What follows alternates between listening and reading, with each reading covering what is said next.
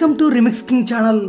గ్రహణ సమయాల్లో ఆహార పదార్థాలు రుచిని కోల్పోతాయని, అందుకనే ఉపవాసం ఉండాలని పెద్దలు చెబుతుంటారు. అంతేకాకుండా గ్రహణ సమయాల్లో ఆహారాన్ని తీసుకుంటే అది శరీరానికి హాని చేస్తుందని ఇలా రకరకాలుగా చెబుతుంటారు. మరి దీని వెనుక ఉన్న అసలు విషయం ఏంటో ఇప్పుడు తెలుసుకుందాం. గ్రహణాల గురించి పూర్తి సమాచారం ఇప్పుడు అందరికీ అందుబాటులోనే ఉంది. భూమికి సూర్యునికి మధ్య చంద్రుడు ఉన్నట్టయితే చంద్రుడు అడ్డంగా ఉన్న మేరకు చంద్రుని నీడ భూమి మీద పడుతుంది. కాబట్టి ఆ నీడ ప్రాంతంలో సూర్యుడు కనిపించడు. దీన్నే సూర్యగ్రహణం అంటాం. అలాగే సూర్యుని వెలుతురు చంద్రుని మీద పడి పరావర్తనం చెందే కాంతే వెన్నెల.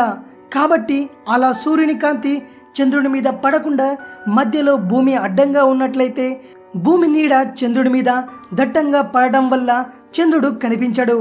ఈ స్థితినే చంద్రగ్రహణం అంటాం. ఇంట్లో చేసే వంటలు కూడా నీడ పట్టునే చేస్తాం. ఎండలో ఎవరూ వంట చేయరు.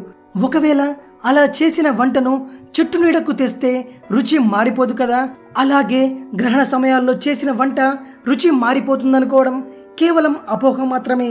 ఇక అలాంటి సమయాల్లో ఉపవాసాలు ఉండడం వ్యక్తిగత విషయం. సూర్యున్ని చంద్రుణ్ణి మన పూర్వీకులు దేవతలుగా భావించేవారు. అందుకే సూర్యగ్రహణం చంద్రగ్రహణం సమయాల్లో మన పూర్వీకులు ఉపవాసం ఉండేవారని కొందరు చెప్పుకొస్తున్నారు. ఇది ఒక నమ్మకం మాత్రమే. ఇది విషయం. మరిన్ని ఇంట్రెస్టింగ్ వీడియోస్ కోసం రీమిక్స్ కింగ్ ఛానల్ని సబ్స్క్రైబ్ చేయండి. మరో వీడియోతో మీ ముందుకు వస్తాను. అంతవరకు సెలవు.